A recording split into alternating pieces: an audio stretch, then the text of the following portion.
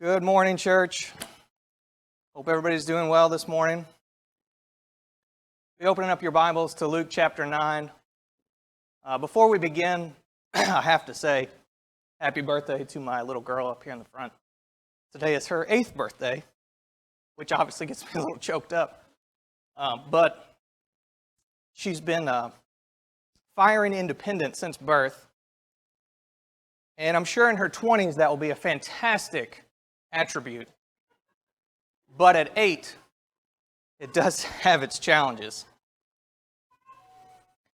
So Luke chapter 9, verse 23.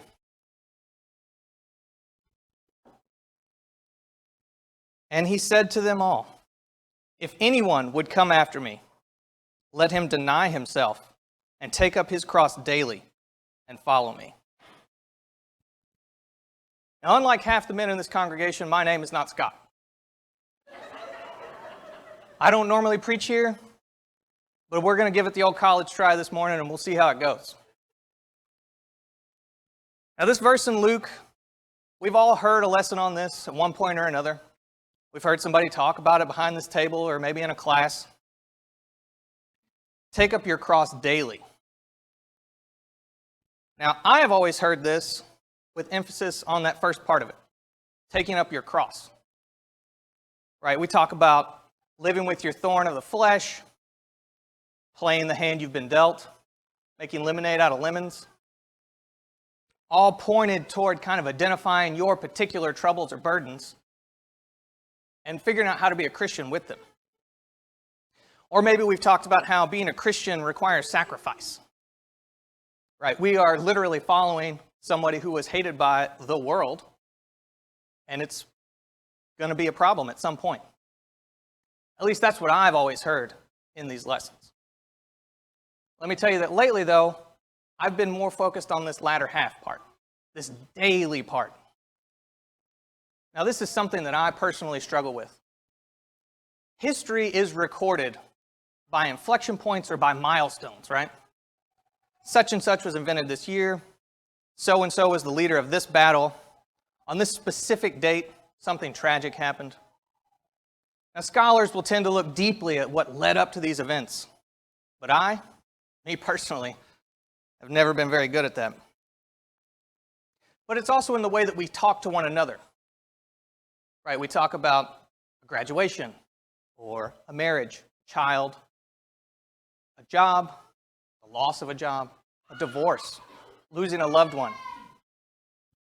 All of these things are huge events that we love to kind of look back on and base our lives around. But this daily part, that doesn't just happen the year that you graduated high school or the day that you got married. And it isn't just the day that you got baptized. Daily is daily, like every single day. Now, these milestones are important. Obviously, they're life-changing moments, and they're easy to look back on and kind of point to and say, I remember this was a moment that changed me. But again, I'm just struck so much more about the time between these events. How many of life's choices just seem so unimportant? They have no noticeable effect on our lives. Things we don't even really remember. Some Tuesday evening grocery trip, going to some doctor's appointment, filling your car up with gas, scrolling through social media, maybe responding to those social medias. But you string enough of these small things together, and you're bound to run into one of these milestone events. And that's why I think that they're so important. The daily choices that we make point or shape our milestone events. Let's look at a few biblical examples. I apologize if this is kind of small. If you want to open to Genesis 13, you can read it for yourself, assuming you can't read it on the screen. But Lot and Abram. Now, Abram here is talking to Lot. They're both wealthy, very powerful men with huge bands of people following them. Their herdsmen are fighting with each other over who gets what. So in Genesis 13, verse 9, "Is not the whole land before you? Separate yourself from me. If you take the left hand, then I will go to the right. Or if you take the right hand, I will go to the left. So what does Lot pick? The better looking land, obviously. But look further down to verse 12. Lot moved his tent as far as Sodom.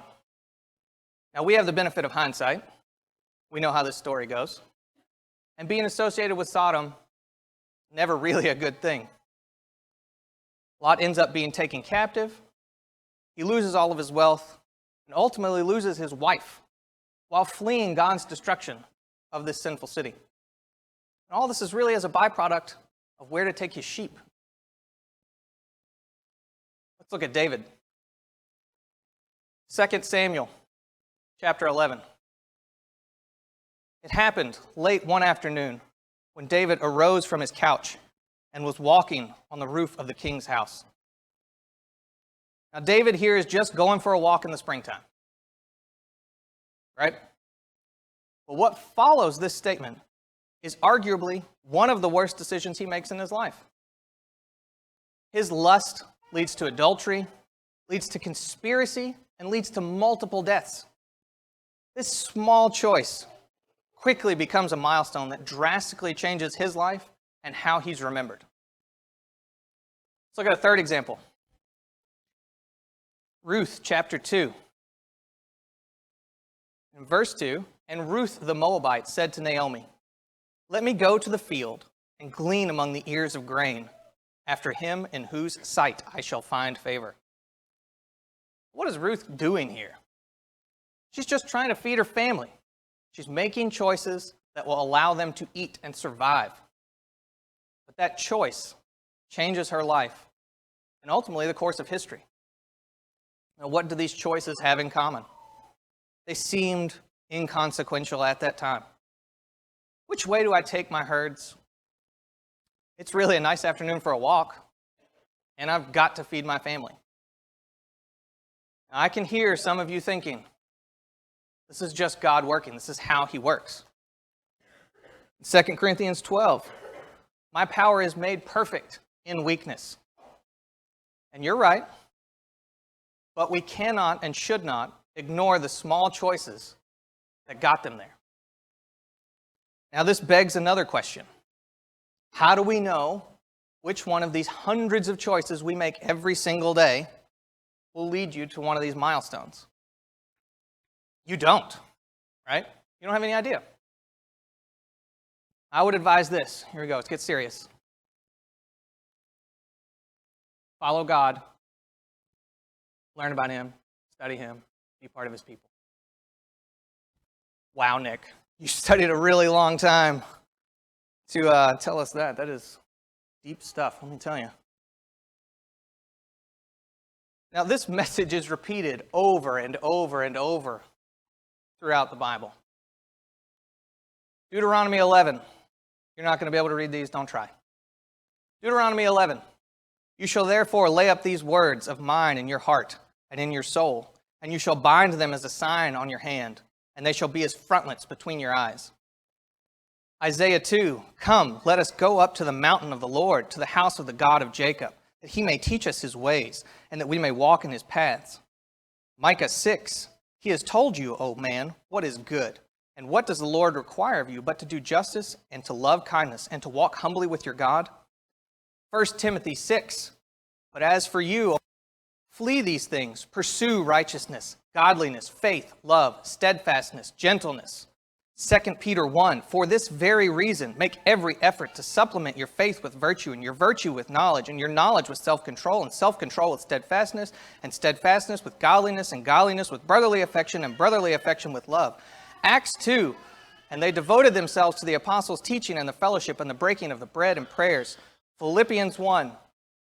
Only let your manner of life be worthy of the gospel of Christ, so that whether I come and see you or I am absent, I may hear of you that you are standing firm in one spirit, with one mind, striving side by side for the faith of the gospel.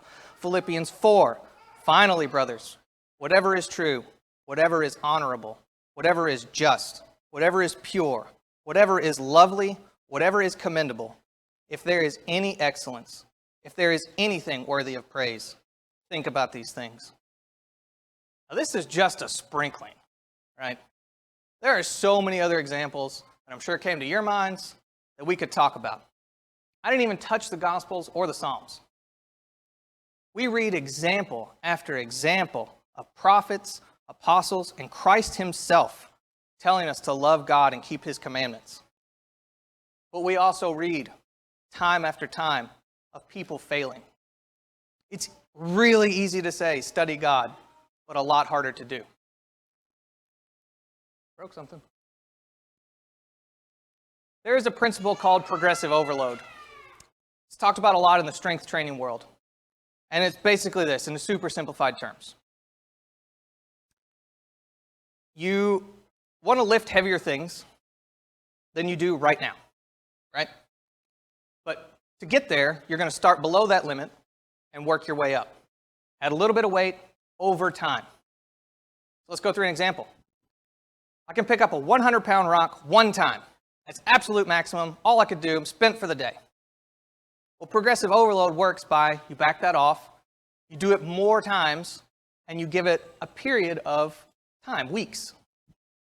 So, week 1, you might try lifting a 65-pound rock 5 times. In week 2, you do a 70-pound rock 5 times. In week 3, 75. Week 4, 80, and so on and so on. Now, this method is intended to try and keep you safe, but also pushing you near your limits. Get stronger by doing lighter lifting more often. So you need both work and time. Now, why would you ever just walk around and pick up rocks? I hear you. Well, let's think about this in a different context. You want to be a better Bible student. You know it's important, but you just can't manage to make the habit of picking it up every day. And even if you did, even if you managed to pick it up, what do you study? Where do you start? Where do you stop? Just kind of read aimlessly? Number 1, just read it. It's never going to be a bad thing for you. But for the sake of this example, let's pretend we're studying something on Wednesday nights. I don't know, let's take, for instance, the book of Daniel. Maybe we're studying that Wednesdays, maybe we're not. Take a couple days out of the week and try and read through the book of Daniel twice. Just do it twice. Maybe you can't make the time to do the whole book. Do a couple chapters. No big deal. Maybe do that for a couple weeks and maybe you feel like, okay, I've kind of got this under control. I want to add a third time. Read a psalm or 2 or 3. Most of them are pretty short. Maybe after that you feel confident enough to volunteer with somebody to teach a class. I know Josh is always looking for volunteers. We're just trying to expand our knowledge from wherever you are right now. So I hope you can kind of see where we're going, right? Just move from where you are toward God. It doesn't really matter how big or small your steps are. Just move.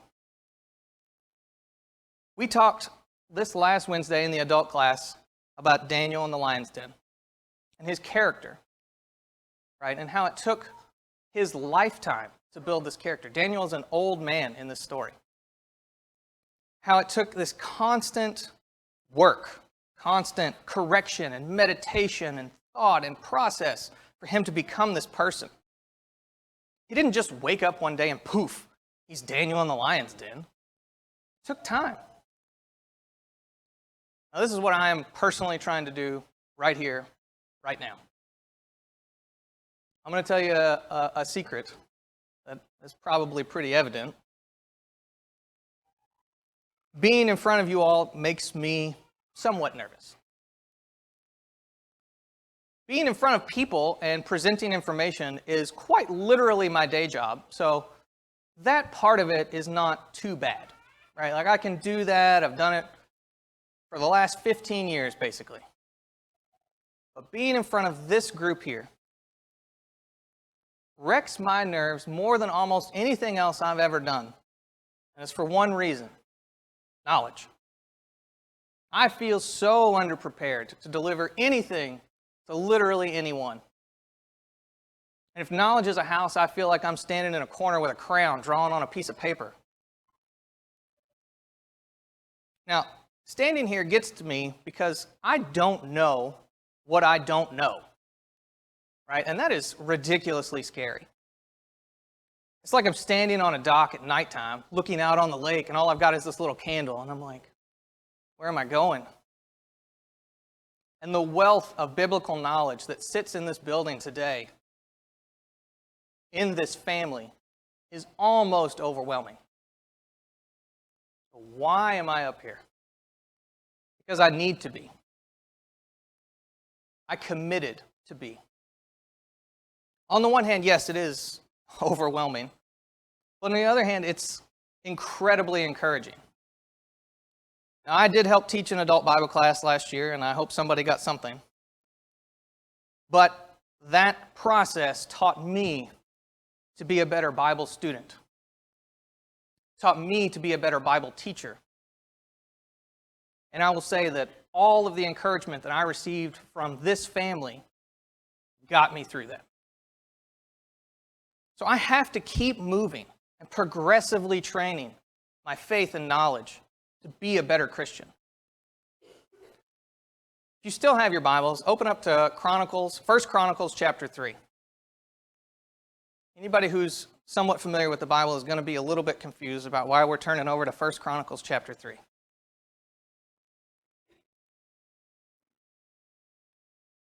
Again, I'll have it up here, but good luck reading it, unless you got eagle eyes. 1 Chronicles chapter 3, starting in verse 10.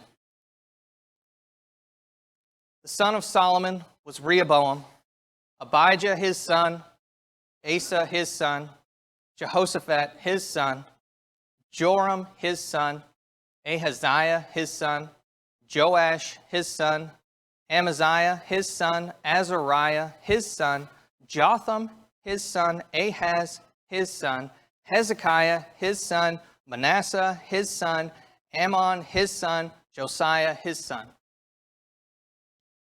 Why are we reading genealogies? Are we not literally told to avoid them? One point in reading these lists of these kings of Judah is to highlight what's recorded about them. In 1st and 2nd Kings, these leaders are introduced and then immediately categorized into good versus evil. They did what was right in the sight of the Lord, or they did what was evil in the sight of the Lord. Now, some more than others, yes, but they're all described by this standard. They did good, or they did evil.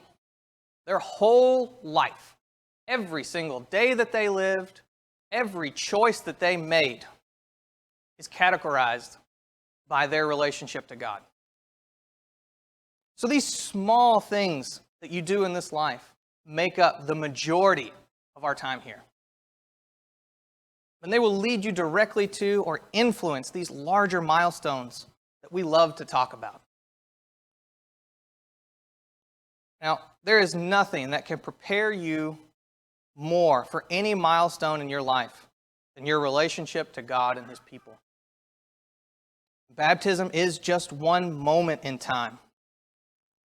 It's so small in the full scale of time of anyone's life, but it carries everlasting weight. It's a short act, and one without much grandeur, but it is the right thing to do. If you've made that choice already, and you still need help, come forward as we stand and sing.